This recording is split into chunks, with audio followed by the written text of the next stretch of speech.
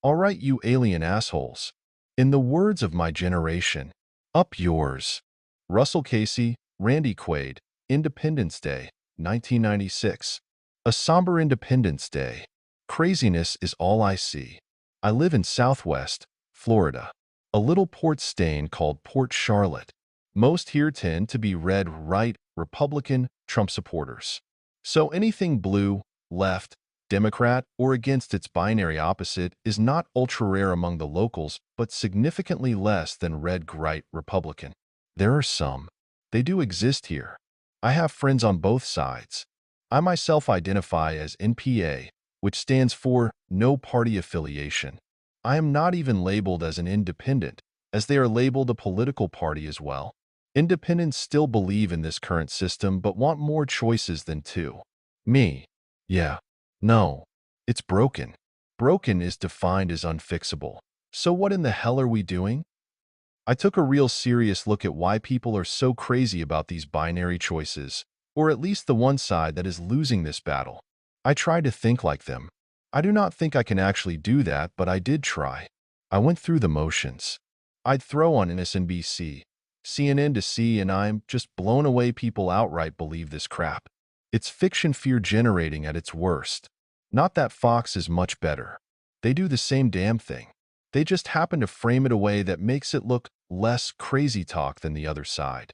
We cannot get the president, alone, on air, to answer any serious questions without a minion or three to come save him.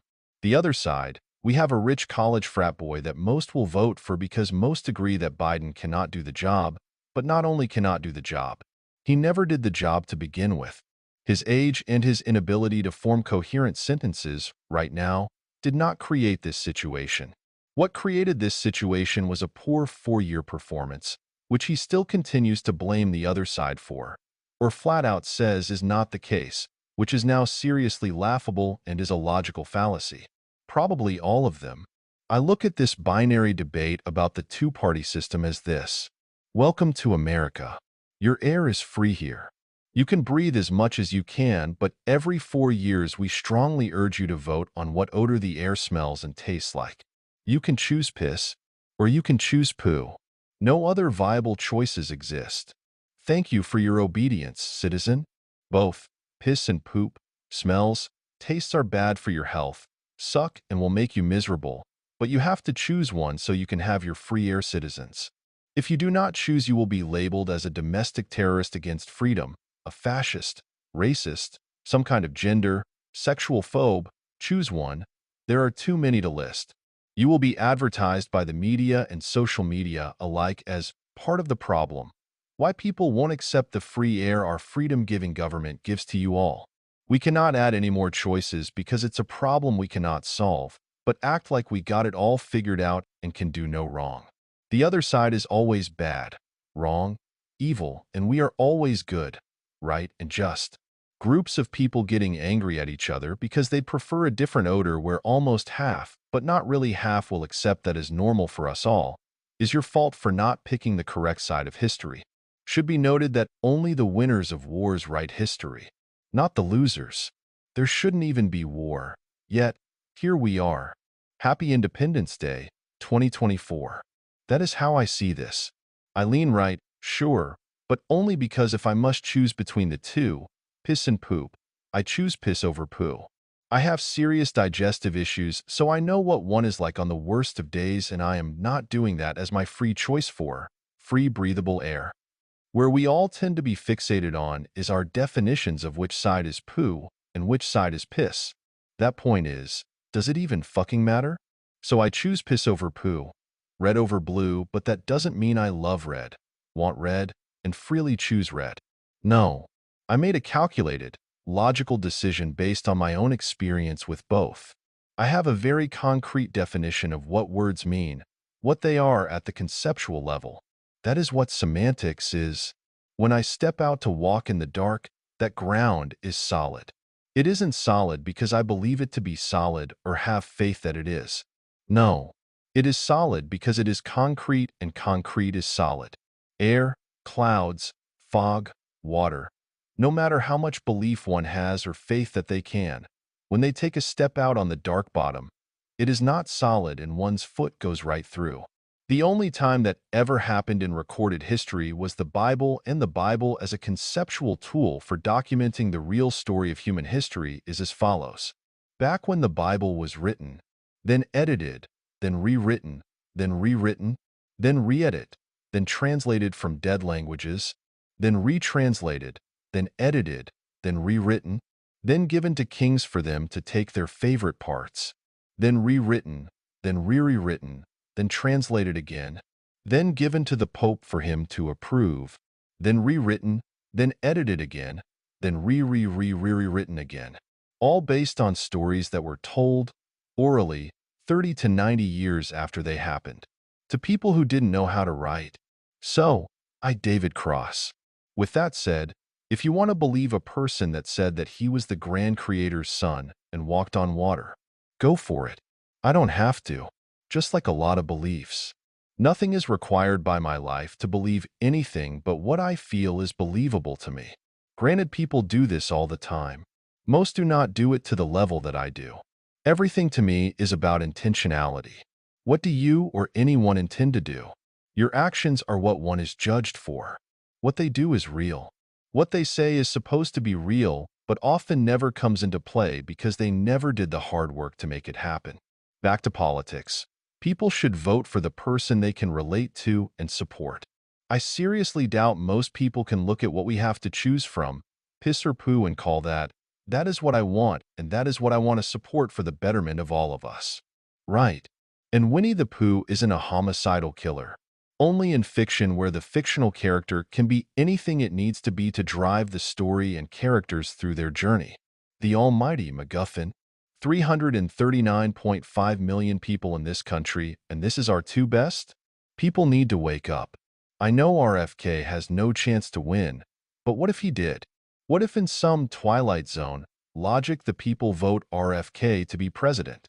I think that would be a statement of the common person in our country, whatever they are or identify as. Ultimately, most people want the same freedoms. We only really disagree on the smallest of things that have been exacerbated by mainstream media and influencers alike. It's not even a clear half either.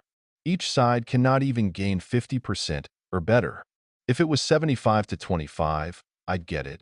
But what we have is closer to 47 to 42 with a carryover of the independents. No, these numbers are not exact, but you get the point, right? When diving into any topic or philosophy on our politics, stick to the facts. What is a fact? That is up for you to decide. I know what a fact is to me. What a fact is to you may not align with mine. I have accepted that. There is truth, and there is accepted truth. The only difference is truth must have its criteria met by the truth happening, whether an accepted truth believes that or not. If it still happens independently of this person's accepted truth, it's still a truth. It is all about what happens independently of whether a person will accept that concept as real or not. Avoid letting personal biases or desired outcomes influence your understanding. Focus solely on the truth. Morally, it's simple. Love is wise, and hatred is foolish. In our increasingly interconnected world, we must tolerate differing opinions and learn to coexist. A quote by philosopher Bertrand Russell at the BBC in 1959. This version of progressivism twists minority issues into mainstream crises, declaring them untouchable facts with no room for debate. The media's role in this? Massive. They spin imaginative narratives, completely detached from reality, just like propaganda machines of old. It's all about control, and it's been creeping in since 2008, folks. Perhaps even sooner. And let's talk about censorship. Twitter, X, Facebook, Instagram, Reddit. I don't know who else to mention here. Its ilk are the new wasteland battleground for free speech. These platforms stifle necessary debates and diverse viewpoints, reminiscent of Nazi propaganda. Free expression is dying, and with it, our ability to solve real problems. When dissent is silenced, society crumbles into a one-sided echo chamber. We need change, but we must be cautious about how we pursue it. Emotional compromise clouds our judgment. We need to highlight diverse perspectives and foster open dialogue to address complex issues. Think logically like Mr. Spock. Without this, we're just wrapping the same mistakes in a new package called Choose Your Odor of Free Air, Piss or Poop, doomed to repeat history. The hypocrisy of the so-called intellectual elite and their obsession with identity politics. Eleanor Roosevelt nailed it when she said, "Great minds talk about ideas. Average minds talk about events. Small minds talk about people." Your average middle-class American is curious, asks questions, and listens to different viewpoints. They aim to make sense of the nonsensical. Visit any major city, New York, Chicago, Seattle, and what do you see? A bunch of supposedly smart folks who can't apply their intelligence beyond their college credentials. They're stuck in their bitter, boxy apartments, envious of those living freely outside, eating fresh food and getting all the air and daylight free of charge. The woke progressives try to look intellectual, but fail spectacularly with dumb decisions and statements. They can't even define what a woman is or condemn blatant anti-Semitism on campuses. Their logical fallacies are as bright as our sun, but these people wear those goggles that can make one stare directly into a nuclear blast. The disconnect between this extreme faction and everyday citizens is blunt. They push bad ideas, use poor reverse psychology, and brand dissenters as anti-intellectual. But being an intellectual requires actual intellect, not just a degree from a fancy school or even being a bartender turned politician. This brings us to the concept of controlled dissidence, believing you're free while being more oppressed than those still plugged into the matrix. Both use red pill, blue pill logic of lies mixed in with some facts. That choice is an illusion. We must recognize logical fallacies and avoid presentism, the tendency to judge the past by today's standards. Life's tough. I'm not going to sugarcoat that. This feel-good positivity and manifestation nonsense are just distractions. People need to wake up, take action, and stop dreaming about magical solutions. Your life sucks because you either don't do what's needed, or you just suck, period. Want real change? Work for it. Stop waiting for the universe to hand it to you on a silver platter, because it won't. The idea that not voting for Trump means you're automatically endorsing Biden or vice versa. Give me a break. This binary thinking, if you're not left, then you must be right, is pure nonsense. It's a forced dichotomy that doesn't reflect real life, but we're all supposed to play along. Biden and Trump are terrible choices. Neither understands the common person. This whole system is a mess, pushing narratives most people don't even believe. The constant blame game between Biden and Trump is exhausting. Biden's accusations against Trump? It's just projecting his own administration's failures. No wonder people are disillusioned. None of these candidates inspire any confidence. The political landscape is a joke, with narratives that don't match reality and a binary system that oversimplifies everything. Until we break free from this mess, it's hard to see a positive way forward.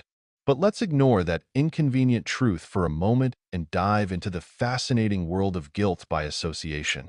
Just because someone knows another or even took pictures with them 10, 15, 20 plus years ago doesn't mean they're guilty of any crimes. The media and conspiracy theorists might want you to believe that the mere appearance of a name equals villainy, but that's just lazy, binary thinking. It's like saying if you're in the same room as a criminal, you're automatically a criminal too. Ridiculous, right? We should take a step back and recognize the difference between suspicion and evidence. The media sensationalizes and social media spreads unverified claims, but real justice demands solid proof and fair investigation, not just chasing shadows that cannot even agree what a real fact is, let alone proving it. More fantasy and fiction than real life. Logical fallacies plague political discourse. From ad hominem attacks to false dichotomies, recognizing these fallacies is crucial for sound arguments. My writings often challenge conventional views, sparking discomfort but promoting critical thinking. Remember, I'm not here to please everyone. I'm here to provoke thought. My nihilistic, cynical, and objective outlook keeps me detached from mainstream politics. I write for me, not for validation. Don't agree? Fine, don't. If you're reading this, you chose to do that. The essence of America, that which really unites us, is not ethnicity or nationality or religion. It is an idea, and what an idea it is, that you can come from humble circumstances and do great things. Carl Sagan, Ascentum, Latin for Up Yours, by David Angelo Mineo, July 4, 2024. 2,388 words.